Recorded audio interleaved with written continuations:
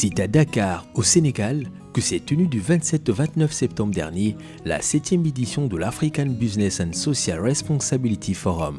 Ce grand rendez-vous de la responsabilité sociétale des entreprises, en sigle RSE, s'articulait autour du thème de l'entreprise durable à l'entreprise régénératrice, sensibiliser, inspirer et embarquer. C'est face à une centaine de participants que les panélistes à ce forum ont décliné chacun dans leur domaine d'activité l'intérêt pour les entreprises de devenir des entreprises régénératrices, c'est-à-dire soucieuses non seulement de l'impact social et environnemental des activités, mais aussi soucieuses des pratiques à mettre en œuvre pour préserver le capital naturel existant. Parmi les experts RSE invités à intervenir à cet événement, une Congolaise, le docteur Okumambela, née Viviane Chichele, directrice générale de la société Horizon International, une société implantée à Pointe-Noire qui est spécialisée dans le conseil et l'accompagnement des entreprises sur les questions liées à la RSE. Nous avons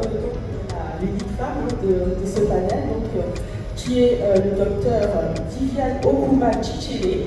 Vous êtes consultante en RSE, environnement et développement durable, à la tête de la société Horizon International SARL. Vous êtes également formatrice sur les thématiques liées au changement climatique, l'économie circulaire et l'écologie industrielle. Merci d'être avec nous. Réagissant sur son expérience à la suite de son intervention, Madame Viviane Okumambela, consultante senior en RSE, a tenu à partager ses impressions. Merci, je suis honorée d'avoir été invitée à l'African Business and Social Responsibility Forum, notamment à la 7e édition. Non seulement invitée, mais aussi speaker sur le deuxième panel, donc la conférence qui a traité de la question régénérer le capital naturel, faut-il y aller ou s'abstenir?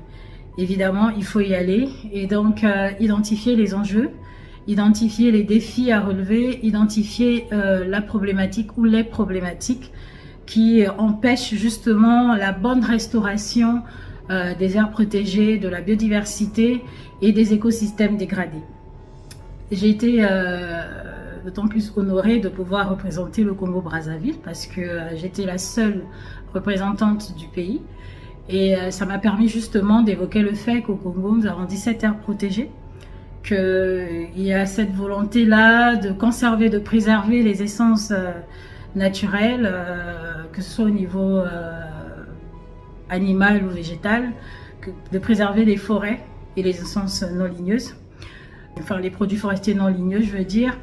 Et donc ce type de forum permet aussi de rencontrer d'autres compétences.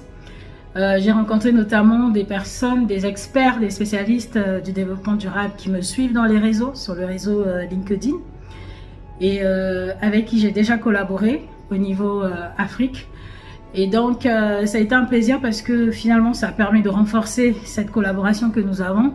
Nous avons pu échanger sur des futurs projets que nous allons mettre en œuvre ensemble parce que simplement la problématique elle est globale. Et donc l'idée c'est de pouvoir travailler interpays et de pouvoir mettre en œuvre des projets qui vont facilement se déployer au sein de nos pays respectifs. Félicitations encore au cabinet Latitude Monde qui va déjà vers la 8e édition qui aura lieu à Abidjan et à laquelle je suis également invitée. C'est un honneur et surtout de pouvoir constater l'effort que réalisent certaines entreprises en Afrique. Ça me donne encore plus envie avec Horizon International implanté donc au Congo, le cabinet que je dirige qui est spécialisé dans le conseil et l'accompagnement des entreprises sur ces questions RSE, d'aller un peu plus loin, de convaincre les entreprises à s'engager, à déployer des pratiques et des stratégies RSE à impact social et environnemental.